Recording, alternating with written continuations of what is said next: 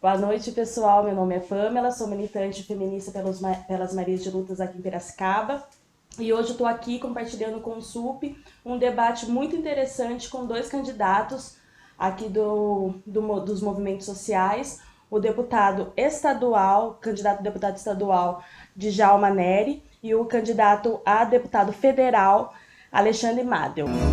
Ai, se eu tivesse autonomia. Então, salve Pamela, salve companheirada do SUP, salve todo mundo que está assistindo a gente. Meu nome é Djalma Nery, sou de São Carlos, interior de São Paulo, a 100 km aqui de Piracicaba. Sou professor da Rede Pública Estadual de Ensino, dou aula de Sociologia para o ensino médio. Trabalho com agroecologia e permacultura faz 10 anos já. A gente fundou uma ONG lá em São Carlos chamada Associação Veracidade, em 2012, que traz o objetivo de trazer a permacultura para o contexto urbano, né? Permacultura é um outro jeito de viver a vida, um conjunto de técnicas de sustentabilidade e educação ambiental que nasceram nos anos 70, e através dela a gente propõe uma outra maneira mesmo, uma alternativa para a sociedade, que inclusive me motivou a escrever um livro sobre o assunto, que eu publiquei no começo desse ano, 2018, que é fruto da minha pesquisa de mestrado, que eu fiz aqui na Exalc, inclusive, em Piracicaba. Uma pesquisa de quase 10 anos também, de viagens, que eu viajei o Brasil todo, a América Latina, um pedacinho aí do Peru, da Argentina, tudo de carona, pedindo comida, dormindo na rua, trocando trabalho por estadia, conhecendo um pouco dessa história da permacultura, o que é isso, para que serve, etc. E me motivei, me inspirei a escrever um livro para compartilhar com as pessoas essa alternativa, que é a permacultura para uma outra sociedade mais igualitária, justa, harmônica e fraterna. E estou hoje candidato a deputado estadual pelo PSOL, trazendo essa pauta da permacultura e da agroecologia como central, também a pauta da educação, por ser professor, e a pauta da participação popular, porque a gente vive uma inversão dos papéis, o povo não decide nada, o povo só obedece, a gente precisa mudar isso, e a gente traz muito forte também esse debate da participação popular. Bom, boa noite Pamela, boa noite a galera aí do SUP. Eu acho que essa iniciativa de vocês aqui de fazer esse debate com o Djalma mostra o papel que os meios de comunicação alternativos podem ter de ser um ponto de apoio também para as lutas sociais. Aqui a gente apresentando candidaturas, mas a gente não só está antes já junto nas lutas, como também segue adiante. Sou Alexandre Madel, sou militante da esquerda marxista, com uma corrente do PSOL, a seção brasileira da corrente marxista internacional. Sou advogado, formado pela PUC de Campinas, me formei em 2005, fiz uma especialização em Direito Constitucional, depois fiz mestrado em Desenvolvimento Econômico dentro da Economia do Trabalho na Unicamp, faço parte do Grupo de Pesquisa e Trabalho Capital da USP, atuando pela fábrica ocupada Flasco, há 15 anos numa fábrica sob controle dos trabalhadores, aprendendo e apoiando de dentro o que é uma produção sob controle dos trabalhadores, o que significa ao não ter uma apropriação privada da riqueza, a gente fazer um debate sobre o eixo do trabalho, né, de combater a lógica de privatização das empresas, a lógica de demissão, como é que isso se expressa dentro do judiciário e a legislação com ataques aos direitos trabalhistas, aos direitos sociais. E o desafio então de lançar uma candidatura para deputado federal num cenário de profunda polarização da luta de classes, de uma série de retiradas de direitos, mas ao mesmo tempo uma série de processos de reorganização da classe, da juventude. A gente precisa ter muito claro o que está acontecendo internacionalmente, de ataques aí, dessa sociedade capitalista, e é isso que a gente vê em todo o mundo, nessa polarização, um processo de reorganização, e é dessa forma que a gente pretende contribuir. Muito obrigada, Djalma, muito obrigada, Alexandre, pela apresentação de vocês. Hoje vocês estiveram num evento no Largo dos Pescadores, né, promovido pelo pessoal aqui de Piracicaba, sobre o direito à cidade. Queria que vocês conversassem um pouquinho comigo como que foi esse debate, como que foi sentir o ambiente. Piracicaba é um lugar bem difícil de se conversar sobre política. Eu quero saber como que foi essa discussão lá. Bom, o debate foi muito bom, né? Muito rico, uma oportunidade de conversar sobre um assunto super importante, participação boa, o pessoal daqui super antenado, e a gente falou um pouco sobre esse conceito de direito à cidade. Vou aproveitar o espaço para falar um pouquinho também sobre ele e tal, que pra gente é central, né? Porque a cidade ela reflete um projeto, né? Essa cidade é do jeito que é porque tem uma série de intenções por trás disso. E a cidade tem uma história também, né? e a gente aproveitou para fazer o resgate histórico, um pouco do que significa e de onde veio essa cidade, né? Então eu comecei falando um pouco dessa cidade histórica que começou, né, 12 mil anos atrás, quando a gente deixou de ser um povo caçador-coletor e passou a se fixar no território. E a gente começou, a partir da agricultura, né, descobrindo que a gente poderia plantar, cultivar comidas para comer, se fixar nos territórios e criar aglomerados urbanos. Então a cidade nasce da agricultura e hoje a agricultura não é comportada pela cidade contemporânea, o que é muito interessante, né, porque essa divisão imaginária entre campo e cidade está muito presente. Muito tempo depois, né, a indústria e a Revolução Industrial foram outro fator que remodelou a cidade. Então a cidade que a gente tem hoje, muito influenciada pela produção industrial, é uma cidade que está a serviço do capital, da produção, das indústrias, do dinheiro. É só olhar para o modelo de cidade que a gente vive, né? Sim. Então, cidades basicamente feitas para carros, não para pessoas, com um centro privilégio de uma elite, de uma classe empresarial, setores da sociedade vulneráveis sendo marginalizados, literalmente, né? Vivendo às margens da cidade. Tudo isso por conta de um projeto de cidade que vulnerabiliza as pessoas, criminaliza a pobreza e cria toda uma série de interesses a partir do lucro de poucos, né? Eu também estava dando um exemplo da questão dos carros, né? Então, a gente paga, todo mundo, independente de ter ou não ter carro, paga pelo asfalto que está na rua, né? E a calçada das casas que todos os pedestres utilizam é de investimento particular, né? Então, tudo isso mostra um pouco os interesses e a serviço de quem está a cidade, né? E a gente tem uma proposta para mudar isso, né? Então a gente precisa primeiro reconhecer de onde ela veio, o que ela significa, entendendo que ela é um reflexo. Para transformar a cidade, a gente precisa transformar a sociedade, para que a cidade possa ser de um outro jeito e pode ser de um outro jeito. Acho que esse é o grande debate do direito à cidade, né? Não, foi muito legal. Acho que a iniciativa do PSOL de Piracicaba de trazer duas candidaturas aí que tratam do tema, que atuam nessa área. O Djalma iniciou fazendo um histórico e um aprendizado ali, que todos que estávamos lá aprendemos bastante ali, resgatando a questão da formação das cidades, né, e a contraposição que normalmente se coloca entre o urbano e o rural, né? Então um aprendizado, uma coisa que foi muito legal. E eu acho que foi interessante porque conseguiu trazer vários contatos num espaço ali, né, na beira do rio, um lugar muito agradável e tal. E a gente comparando assim, que em outros municípios dificilmente a gente teria tido esse espaço de fazer. Então, com todas as dificuldades de Piracicaba, eu acho que foi um espaço conquistado ali da militância, né, um espaço bastante significativo lá. A contribuição que a gente tentou apontar vai também no sentido que o Djalma tinha iniciado, de que a cidade ela tem que ser pensada dentro de uma lógica do capital. A cidade é uma mercadoria, né? Há um processo de mercantilização da cidade, como é que isso se expressa, especialmente nos centros urbanos, aí, que há uma concentração hoje da população e é uma área de atuação que eu tenho mais direta, mas a gente verifica, quer dizer, a barbárie dos grandes centros urbanos e as contradições que se afloram, né? Seja a gente pensar num eixo de transporte, seja a gente pensar isso na saúde, seja a gente pensar na moradia. Então, se a gente for ver, né, numa atuação que a gente tem a candidatura, né, do próprio Guilherme Boulos aí pelo PSOL, Presidência da República, que vem do movimento sem teto, né, algumas contradições básicas e que historicamente se construíram. A questão da moradia, a questão do valor da terra dentro da sociedade capitalista, que há uma atuação brutal da especulação imobiliária e que isso se combina a partir do momento que você vai fazer empreendimentos, né, que seria então para a população de baixa renda distante, e você joga isso para a periferia. Ao mesmo tempo você tem uma dinâmica de jogar condomínios de alto padrão para um outro lado da cidade.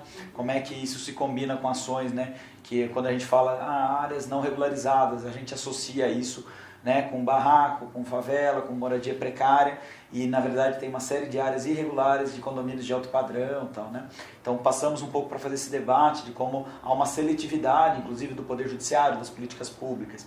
Na questão do transporte fizemos um bom debate para pensar primeiro no transporte público, né? A questão, e não à toa, há um marco na situação política do Brasil, na nossa opinião, que são as jornadas de junho de 2013, que não à toa vai explodir isso no serviço público, mas, né, tem como ponta de lança a questão do transporte. Então, quer dizer, quais as condições que são do transporte hoje, como é que a gente não consegue enfrentar, e por isso a gente apresenta a necessidade de você ter uma política pública de transporte reivindicando a estatização dos transportes públicos, combatendo a lógica de precarização, de terceirização do transporte público.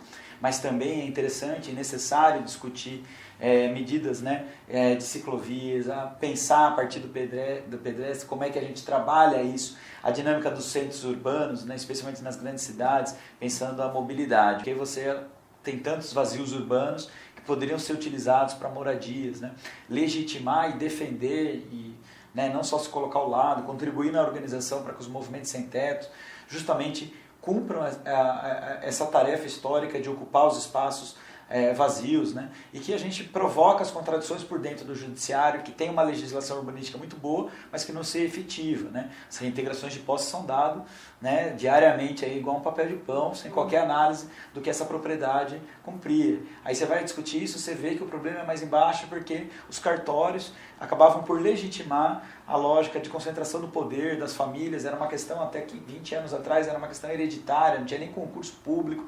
Então há um controle do poder através da terra que a gente verifica isso das diferentes formas, né? Combinando o campo, aprendendo, ouvindo bastante hoje de Djalma, mas com a atuação no meio urbano a gente verifica essas contradições de forma bastante dura.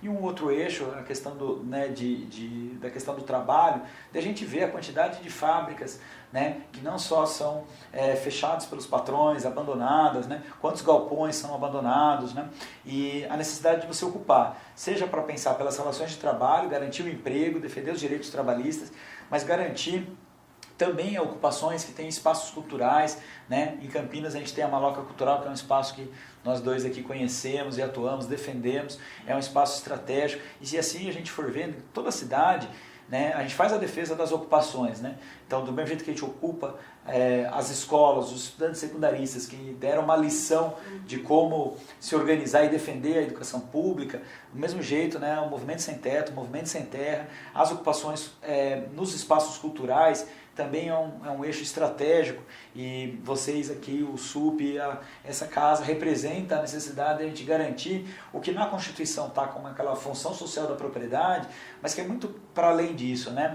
É um bom debate se a propriedade na ordem capitalista cumpre uma função social ou pode vir a cumprir, mas sim, nós temos que usar taticamente que o texto constitucional resguarda isso, e que a gente tem que provocar diariamente essas contradições.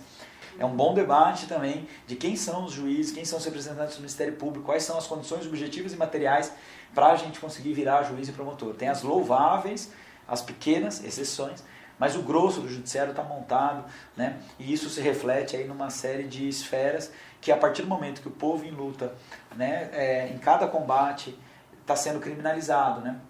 Porque em última instância eles não querem que a moda pegue, né? Então eles não querem que tenha as ocupações de terra e que essa ocupação seja exitosa, que tenha resultado, porque não quer que o processo de ocupação se legitime. Mesma coisa na ocupação das escolas, na ocupação de reitoria, na ocupação das fábricas. Legal. O que vocês estão falando, só para a gente entrar um pouquinho mais específico, a gente tem uma discussão muito grande sobre os aglomerados urbanos, né? Principalmente aqui no interior de São Paulo, a partir das revisões dos PPAs, LDO e todas as leis orgânicas. Vocês poderiam aprofundar um pouquinho como que está essa construção de vocês em consideração ao aglomerado urbano, porque eu acho que as pessoas ainda não têm muito entendimento do que se está discutindo sobre aglomerados urbanos, e entra um pouquinho nisso que o Alexandre estava falando. Acho que uma coisa legal para começar esse debate é a questão dos planos diretores, né? Lá em São Carlos eu tenho acompanhado, nesse último ano a gente fez a revisão, né? Passaram-se 10 anos do último plano, e o plano diretor do município também é um reflexo dos interesses que estão por trás da constituição da cidade, né? Então, no caso de São Carlos, acho que não é diferente em outros municípios, né? Você percebe que há uma grande especulação imobiliária envolvendo áreas periféricas onde se monta condomínios, né? Condomínios fechados, de padrão de classe média, alta, etc. Um grande adensamento populacional, né? Cada vez mais aviltante, porque as pessoas realmente vivem sem infraestrutura, amontoadas, com uma série de dificuldades, em nome do lucro dos empreiteiros, dos construtores, dos especuladores que querem vender aquela terra, que querem levar a infraestrutura para territórios. E lá em São Carlos, a gente acabou de eleger o nosso atual prefeito, que ficou rico a partir da especulação imobiliária da zona sul da cidade, onde ele foi levando pessoas para morar em condições precárias naquela região, atraindo infraestrutura, valorizando as terras, ou seja, especulando, ganhando dinheiro em cima do sofrimento das pessoas, do trabalho das pessoas. E o vice dele é um cara do setor imobiliário da cidade. Então juntou o especulador com O último agradável. útil e agradável. Então assim, a gente está passando por uma dificuldade muito grande na cidade, né? E a gente vê que o orçamento público, né, a lei orçamentária, os planos plurianuais constituídos, eles vão apontando para manutenção dessa cidade como negócio, da especulação imobiliária, a enésima potência, e isso tem uma série de reflexos concretos na vida das pessoas, né? Então a gente vê a precarização da vida, a precarização dos serviços públicos, regiões imensas que não são atendidas pela saúde, pela educação, pelo transporte, e tudo isso deixa de ser teórico e burocrático, passa a ser concreto, né? Porque mexe na vida das pessoas, né? Agora, ele também, né, os municípios estão fazendo agora a revisão aí, a maioria aí fazendo a revisão agora, mas também a discussão de orçamento que você colocou, Pamela, porque a gente falou lá no debate que para fazer a discussão da cidade, às vezes aparecem algumas coisas que são intocáveis, né? Eu pontuei com a experiência que a gente tem tido, que é de compatibilizar a defesa do meio ambiente com a moradia. Porque às vezes parece uma coisa seguinte, a gente tem visto remoções de famílias com o argumento, né, de que está prejudicando o meio ambiente, está em área verde, está em área de APP e tal. A gente fala, bom, primeiro vamos ver o que é, porque parece que a gente está fazendo uma defesa da Amazônia e ali o que tem é um esgoto a céu aberto, é fruto da política negligente de saneamento que os municípios não querem fazer. Ninguém, obviamente, quer prejudicar isso do meio ambiente, a gente se preocupa quando tem nascente, quando é uma área. Agora, alguns detalhes técnicos, assim, por exemplo, área de risco, falar, está em área de risco. Bom, tem 4 níveis de área de risco na lei. E você vai falar somente em caso de remoção, só quando é caso de risco muito alto. O risco alto, se tiver obra de infraestrutura, é para permanecer. Risco médio e risco baixo é para ficar pela própria legislação burguesa vigente. Então a gente fala, calma, engraçado que o tratamento que é dado para as famílias ocupantes nessas áreas é uma, né, já em condomínios de alto padrão, a lógica é outra, que é uma política de privatização das terras no Brasil. Primeiro que não é toda família ocupante que é aquela... É o sem-teto da rua que está na calçada, que precisa, obviamente, de uma política pública, inclusive combinada normalmente, seja de emprego, de renda, de saúde pública, etc. Mas a gente pensar isso para um pouco além. O déficit habitacional tem que ser contemplado, as pessoas que não estão conseguindo pagar aluguel, estão morando de favor, estão morando em casa de parente, e que tem um vínculo direto. Você não vai resolver a luta de moradia se você não vincular isso com emprego, com renda. Em última instância, o que a gente defende é que se você combinar as políticas de regularização que tem que ser impulsionadas, e é a regra, porque as famílias vão ocupando, o desenvolvimento urbano brasileiro, os estudos urbanistas mostram isso, que é a prática, não é a exceção. Né? A ocupação organizada por um movimento ainda é minoritária, né? E é taxado, né? A gente viu, por exemplo, a ocupação Povo Sem Medo em São Paulo, em São Bernardo lá, com a gente daquele prédio, né, de classe média alta lá, apontando arma, atirando. Sim. A gente passou isso também na Vila Soma, numa provocação de ódio, né, de que essas famílias da Soma são isso, são aquilo, né, vira uma pessoa numa manifestação também apontar arma para atirar para os manifestantes. Então cria-se um ódio de que é isso, o primeiro rótulo é vagabundo, oportunista e tal, bandido, é um espaço e tal. O Estado não entra, então, bom, o Estado entra, a polícia militar entra, né, qual é o poder do Estado que vai lá dar as boas-vindas para as ocupações. Não é a preocupação de esgoto, não é a preocupação de educação, não é as crianças estarem fora da escola, não é as mulheres fazendo pré-natal, né? Então, a contradição é muito grande, a gente tem que aflorar isso. O Boulos tem dito, né, não dá pra gente naturalizar isso que as pessoas, a gente falou hoje lá, né, nas calçadas, vai de São Paulo, né, nos grandes centros urbanos, a quantidade de pessoas que são moradores de rua, e a gente naturalizar isso, né? A mesma coisa é nesses processos das ocupações, né? A gente naturalizar, tá tudo bem que a polícia trata, né, de um jeito na periferia e não tem nenhuma retaliação. Quer dizer, o responsável da rota no estado de São Paulo fala isso abertamente e tá tudo legal. Tudo isso que vocês estão trazendo, vocês trouxeram algumas vezes a questão da desigualdade social, né? E dentro disso, da urbanização das ocupações, e pensando nessa dinâmica da desigualdade, eu fiquei aqui pensando que a população preta é mais da metade da população. E se somos a maior parte da população, provavelmente também somos a maior parte da população dentro dessas ocupações. E como que é essa discussão do recorte racial para vocês, dentro de toda essa dinâmica da organização de ocupações, das ocupações, da discussão de toda a política em si. O Brasil é um país escravocrata, né? É um país extremamente racista. Isso está estampado, né, na dinâmica brasileira. Não tem como esconder isso. Quem fala, né, no mito da democracia racial, quem acha que o Brasil não é um país racista, ou não entendeu o que está acontecendo, ou está de má fé, né? Então, pegar os recortes aqui, os negros e negras, que são mais da metade da população brasileira, são menos de 10% no Congresso Nacional. Então, e isso se repete nas Assembleias Legislativas, nas câmaras municipais, etc. Não estão ocupando espaço de tomada de decisão. Em consequência, são a maioria nos presídios, porque a gente tem um sistema penal, carcerário, judicial, que também é racista. Quer dizer, a polícia é orientada para ostensivamente abordar negro, pobre, periférico, jovem, etc. Isso produz um encarceramento que reflete esse racismo institucional, né?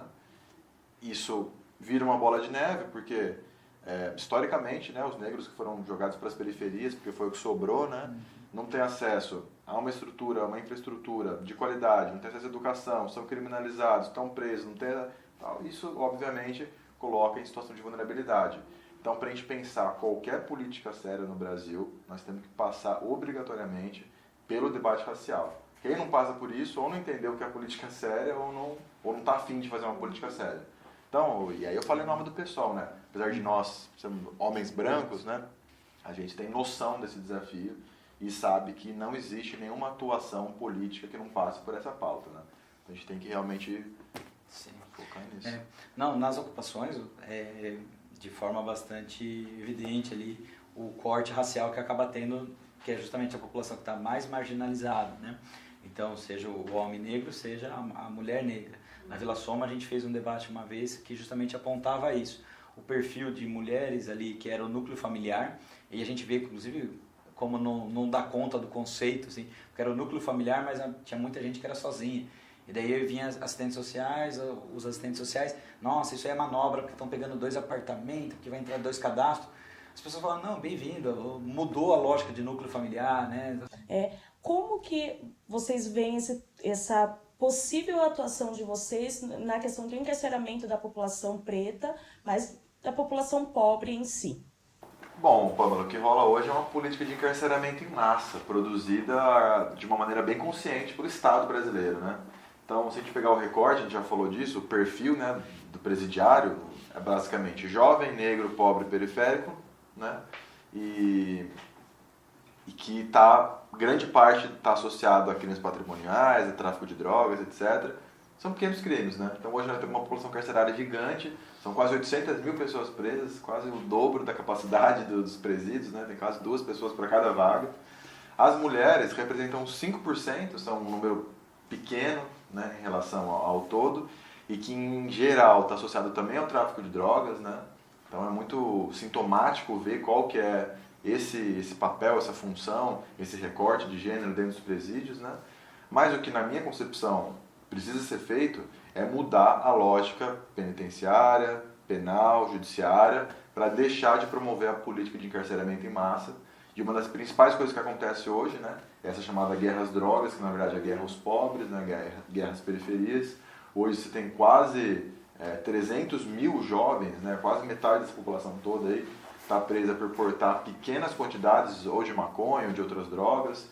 E na nossa concepção do pessoal, na defesa que a gente faz, a questão da legalização da maconha e da descriminalização de outras drogas é fundamental para deixar de promover essa política de encarceramento em massa. Porque o que acontece? Esse jovem, 18, 19, 20, 21 anos, ele vai para o presídio por portar quantidades ínfimas de drogas, muitas vezes não tem outros envolvimentos, lá dentro ele é recrutado pelas facções criminosas compulsoriamente, e ao sair do presídio ele já está aí sim envolvido com o crime, em grande parte torna-se um reincidente. Então nosso sistema penal, carcerário e judicial está produzindo criminosos, essa que é a verdade. Então, para solucionar isso, a gente precisa subverter completamente essa lógica. Um dos passos é a descriminalização das drogas e a legalização da maconha, que já ia deixar de recrutar contingentes enormes da população jovem para o crime organizado. O narcotráfico é deixar de financiar o crime organizado. E a outra passa também pela questão da desmilitarização da polícia militar, né, que é outra coisa que causa um enorme constrangimento a esse setor da sociedade, né, e que é vítima, né, dessa polícia ostensiva e que também está associado à questão judiciária, carcerária e penal. E tudo isso precisa ser feito, né, o mais urgente possível. Né? Então acho que essa é a nossa luta, né, tentar promover isso. Só fazendo um parênteses, até antes do Alexandre responder também, até para ele poder aprofundar, porque a maconha, a legalização da maconha e descriminalização de outras drogas, e não, sei lá, o crack, que é um dos, a gente vamos falar, é o seio de um dos principais problemas hoje na sociedade brasileira, frente a uma sociedade bastante higienista e escravocrata, como a gente já bem aqui falou, e não de outras drogas em si. Como fui eu que falei, você quer que eu... Tranquilo. Ou você quer? Não, Tá. Então, no nosso caso, a gente entende que os efeitos para a saúde humana das diferentes drogas que existem são muito diferentes, né? Então, a maconha em si, ela oferece pouquíssimo, né, risco à saúde humana, de fato, ao ponto de ser um risco à existência e precisar ser proibida, né? Já não é o caso de outras drogas sintéticas, né, como crack, a própria cocaína, que tem consequências fisiológicas muito mais severas. Então, o que a gente entende? Que a maconha, enquanto substância, tem condições de ser completamente legalizada, inclusive para fins recreativos, não só medicinais. Já as outras drogas, né, crack, cocaína, enfim, e outros sintéticos que têm efeitos mais severos, eles precisam ser de alguma forma regulamentados e eles não devem ser tratados como caso de polícia, caso de segurança pública, mas como caso de saúde pública. Então a gente faz essa diferenciação, porque senão a gente também não pode ser irresponsável, né, de eventualmente facilitar o acesso a substâncias que podem promover risco severo à vida das pessoas, né, e criar, na verdade, um retrocesso nesse debate, né. Então por isso que a gente faz essa diferenciação, né, por saber das consequências e de que a maconha tem condições de ser legalizada completamente, inclusive para fins recreativos, e as outras drogas precisariam de um trabalho de saúde pública, de prevenção, para evitar, né, que a juventude realmente, eventualmente, destrua sua própria vida, etc. Né? E assim como tudo na sociedade capitalista, a droga também é mercantilizada e a quem interessa, né? Então não pega os grandes, pega os pequenos e o dano que isso causa, né? Então acho que deve ser pensado como uma saúde pública, é isso que a gente tem apresentado e pontuado.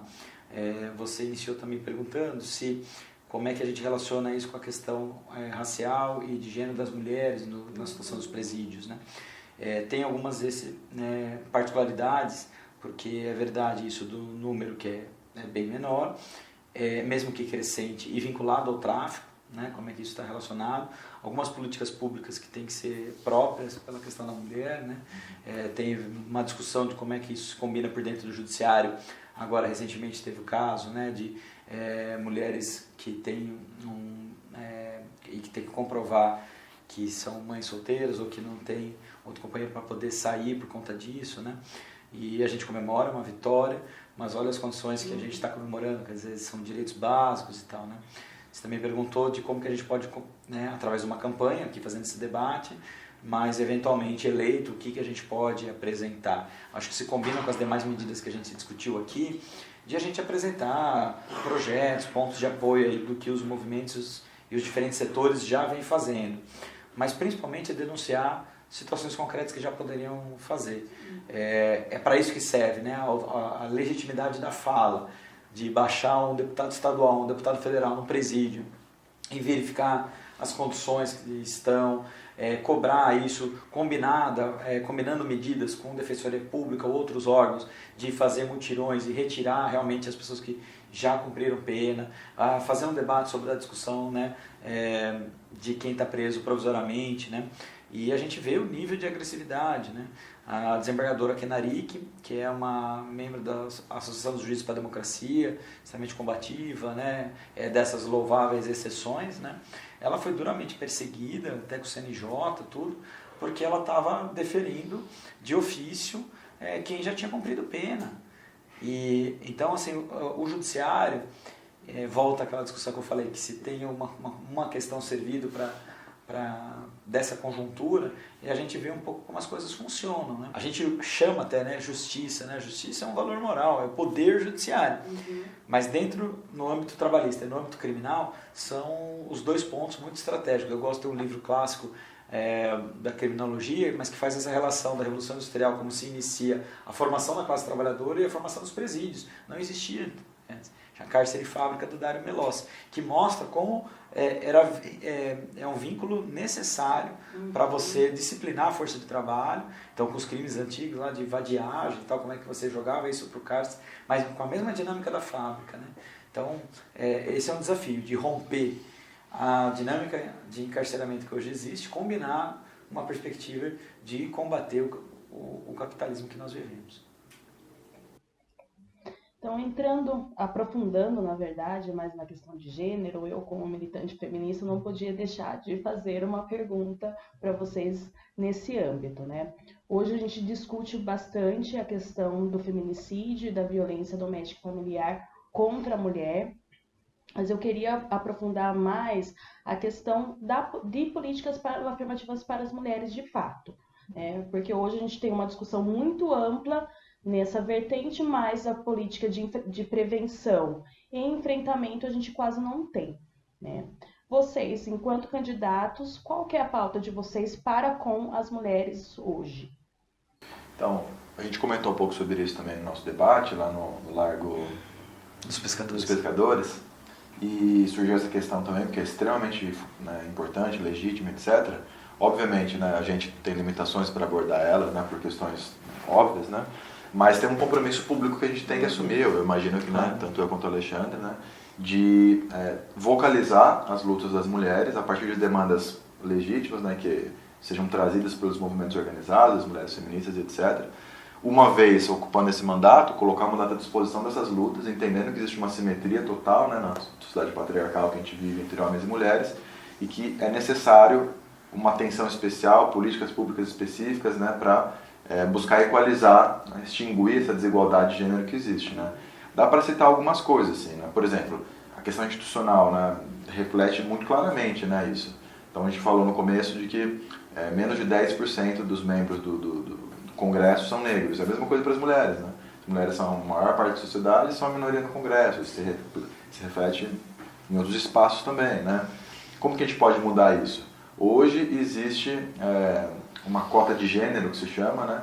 Onde no mínimo 30% das candidaturas precisa ser de um ou outro, né? Você não pode ter um partido só de homens, nem só de mulheres. Então tem isso, obviamente, para que pelo menos 30% das mulheres sejam candidatas. No entanto, os partidos vêm burlando isso de maneira muito, né, óbvia. Então, no ano passado, foram centenas, ano retrasado, 2016, foram centenas de candidaturas, se não me engano até milhares, né, para não errar aqui, mas vou deixar nas centenas, de mulheres candidatas a vereadora e etc., que não tiveram nem o voto delas mesmas na eleição, né? Então, em São Carlos, esse caso aconteceu de maneira emblemática. Foram 7 candidatas da cidade, que é pequena, uma cidade com 200 mil habitantes, que tiveram 0 votos. Nem elas mesmas votaram nelas. Então, o que está acontecendo? As mulheres estão sendo instrumentalizadas, são laranjas nesse processo, né? Então, a gente já viu que essa cota de gênero tem limitações. Então, o que né, particularmente eu defendo? Uma cota, um espaço, né, de fato nos parlamentos para as mulheres, né? Não só uma cota na candidatura. Tem que ter um número X mínimo de mulheres lá dentro. Seja 20, 30, 40, 50%, né, para que isso reflita de fato a nossa sociedade, né? E dessa forma, as pessoas que vivem em situações específicas possam legislar sobre isso, né? Podemos discutir também, né, na questão das cooperativas de mulheres artesãs que estão espalhadas pelo estado de São Paulo, pensar setores onde as mulheres têm uma atuação mais incisiva, né? Setores trabalhistas, eu estou dizendo, e dar uma atenção especial para isso, pensar a questão das creches, debater a sério a questão da interrupção da gravidez, que é uma polêmica muito grande, né? Então, acho que tanto denunciar, né, essas questões, colocar essa pauta para ser debatida, como defender políticas públicas específicas e assumir o compromisso público de vocalizar a luta das mulheres, é o que a gente consegue fazer nesse momento agora, né? Também acho que é isso, né? Como a gente defende ser um ponto de apoio para as lutas, também não seria diferente. Eu acho que tem uma questão central nesse momento, que é a discussão do aborto, que é assim, tem que ficar cada vez mais claro uma questão de saúde pública, que não pode ser criminalizado, tem que ser mudar a legislação atualmente vigente. o direito ao corpo, né, que as mulheres têm. A gente recentemente viu o que aconteceu na Argentina, a capacidade de mobilização que isso teve, assim tem sido em outros países, e é uma discussão que parece tão óbvia, tão básica, né, mas cai em algum senso comum, muitas vezes conservadores, e que às vezes a discussão é mal formulada, né? A gente fala que não é ser a favor do aborto, né? Porque não é a questão, é a questão de ter o direito a fazer o aborto. Isso é diferente, né? A gente não quer amanhã, porque o aborto é traumático, tem questões que tem que ser muito bem, inclusive técnicas de saúde bem operacionalizadas, porque senão o que a gente tem hoje é isso, né? Já tem o direito ao aborto a classe média alta, né? E a população na periferia que sofre hoje, então aquele lema, né? Nem presa nem morta, eu achei eu acho que foi muito preciso, né? Porque não pode ser criminalizado, não pode ser preso e não queremos morte, tem que ser tratado como saúde pública. A questão do feminicídio, eu acho que deve ser pensado dentro de uma política de segurança pública, no tom aqui que a gente fez, sobre a segurança pública para quem, né? Para o que interessa, mas tem algumas questões de ordem básica, quer dizer, delegacia da mulher que tem que ter um acompanhamento com uma equipe técnica qualificada, com um número de servidores suficientes, porque o que a gente tem visto pressionado pelo movimento feminista, cria-se a delegacia da mulher, mas que não funciona à noite, na madrugada, não funciona no final de semana, não tem equipe técnica e estrutura, então a polícia civil não tem a estrutura e a delegacia da polícia, né? Então não é uma lógica, é um bom debate que não é reproduzir a lógica de criminalização, né? Isso na esquerda a gente faz esse debate, né? Então a gente quer mais penas, a gente quer... será que é por aí também? Mas por outro lado, é evidente que precisa ter uma estrutura de acompanhar um caso de um crime, como é que ele é praticado, e que precisa estar devidamente estruturado para isso. A gente não pode fechar os olhos, seja com a questão do feminicídio, foi uma questão que também surgiu em outro debate, com a questão da LGBTfobia, né, e a quantidade, né, o Brasil bate recorde, né, de assassinatos por uma questão de orientação sexual, quer dizer, isso é uma barbárie tremenda no nível de valores e tal, e que parece, né, a todo momento que a gente tem que reafirmar algo tão básico que o Estado é laico, né? E acho que outro lema que tem que sempre ser lembrado também, que é pertinente, é o quando uma mulher avança, nenhum homem retrocede, né? Isso é importante de deixar o debate, né? Boa. Então, entendo que vocês estão bem abertos ao diálogo com o movimento feminista e o movimento de mulheres. Totalmente. Né? Porque vocês usaram diversas vezes, que é a pauta das mulheres. Né? Falo aqui da esquerda marxista, a organização que eu milito dentro do PSOL. A gente tem um movimento, das mulheres em luta pelo socialismo.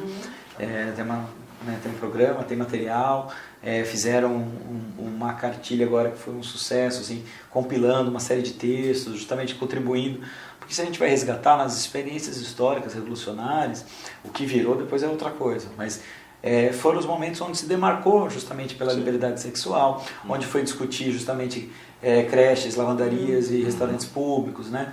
Como é que é esse debate justamente para não ter a dupla, tripla jornada de trabalho, enfim.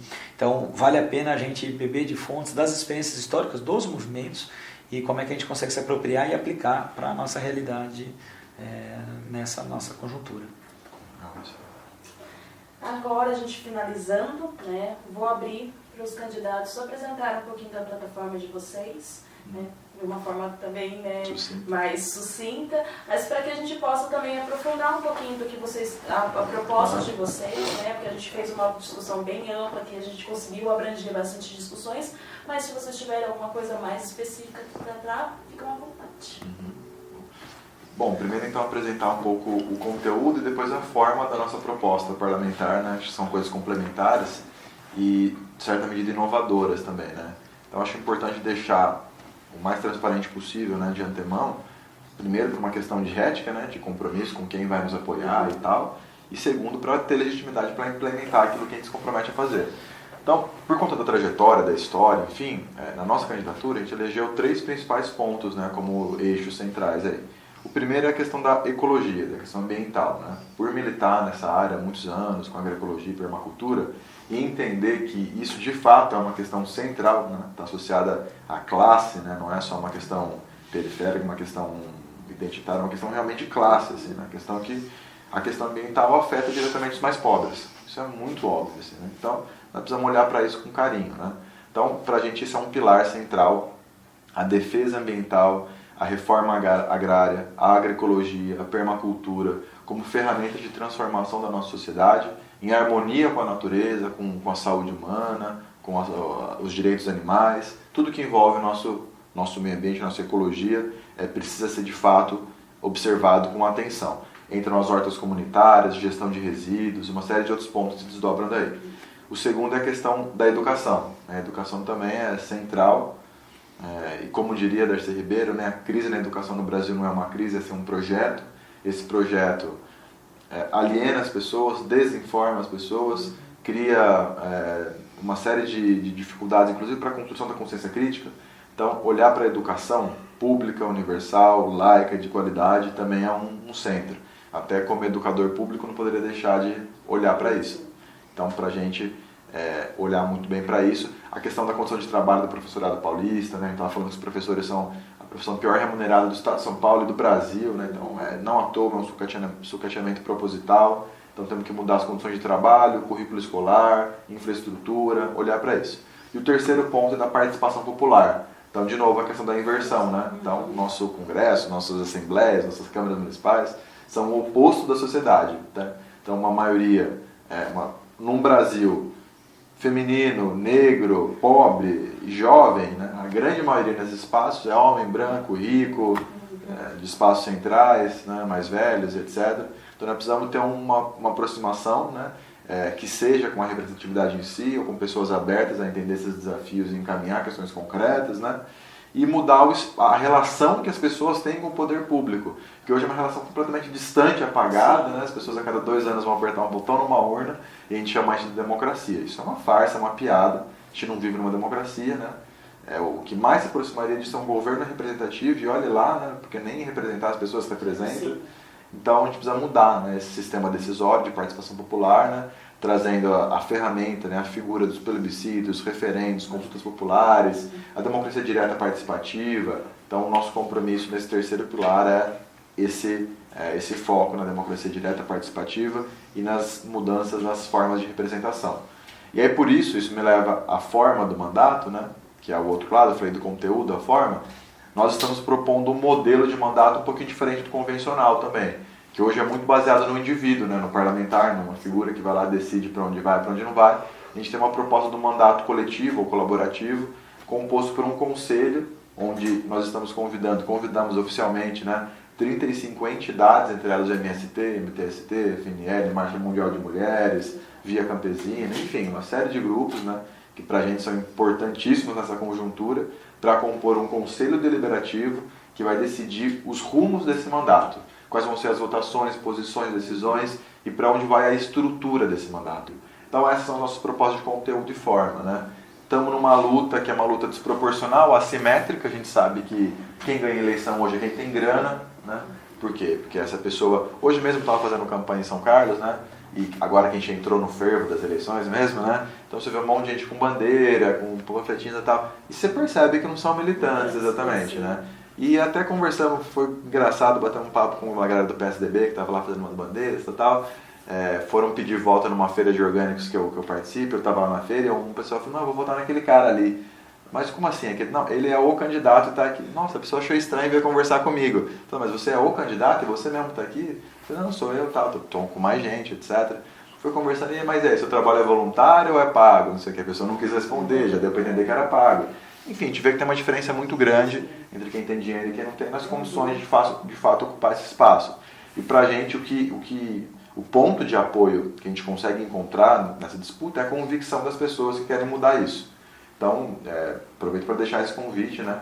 Quem quiser, puder participar desse processo, não adianta ficar só assistindo, né? Eu tenho certeza que o Alexandre também não concorda com esse processo eleitoral que é extremamente desigual, mas estamos participando dele, mesmo com todas as contradições, por entender que é importante, inclusive denunciar as contradições, né? Participando do processo, disputando esse espaço e criando essas brechas para conseguir desconstruir isso, né?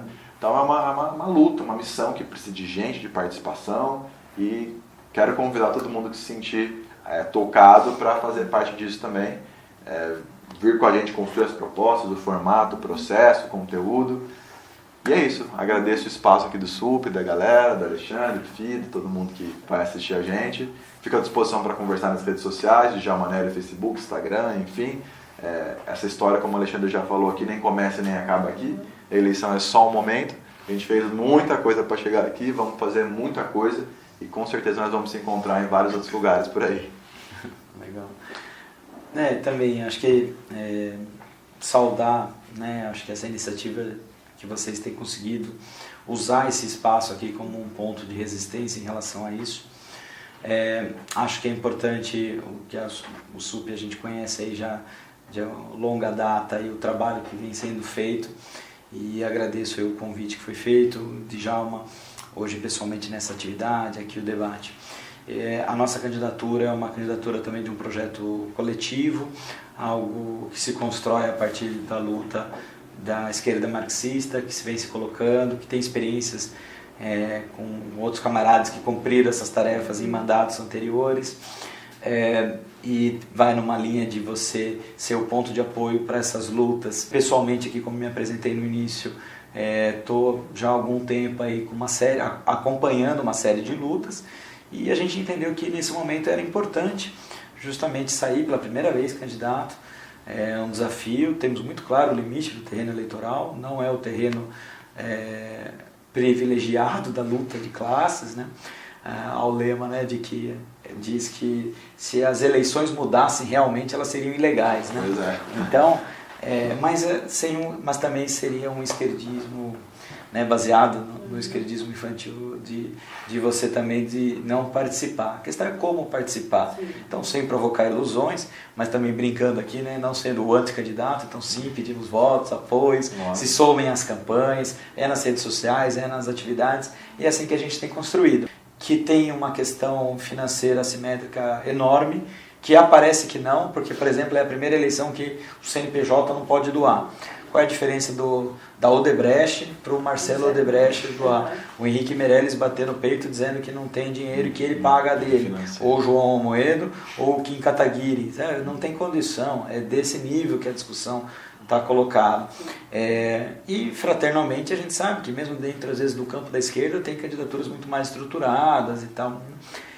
O que a gente está dizendo é que é uma campanha muito humilde, mas muito guerreira, e que tem muito claro qual é o papel que tem na dinâmica da luta de classe. Parece algo muito distante tudo, mas é a gente mostrar de tudo que a gente falou aqui sobre o sistema carcerário, sobre as políticas públicas, sobre a política da cidade, as opções que são feitas, como é que a gente consegue enfrentar isso. Então, concluo aí agradecendo o espaço, somando aí para que a gente esteja nesse mesmo campo de batalha. Agradeço o Djalma aí, com quem hoje dividiu o dia aí, que fizemos aí, acho que um bom bate-papo. Acho que foi muito legal a tarde com o pessoal de Piracicaba, agora aqui à noite, e que a gente combinou aqui, inclusive, isso, né, na troca de material aqui do livro que o Djalma escreveu, e eu apresentando aqui a revista América Socialista, da Corrente Marxista Internacional, que saiu agora, está quentinha, e que tem um conjunto de textos que nos ajuda aí a beber dessas fontes para seguir o combate diário. Então, parabenizo aí ao Fido e a Pamela aqui representando a casa. Vamos formalizar essa troca aqui, então. Por favor, façam isso. Opa, trocado aqui, mano. Valeu, mano. Aqui, Valeu. Ai, se eu tivesse autonomia, se eu pudesse gritaria, não vou, não quero.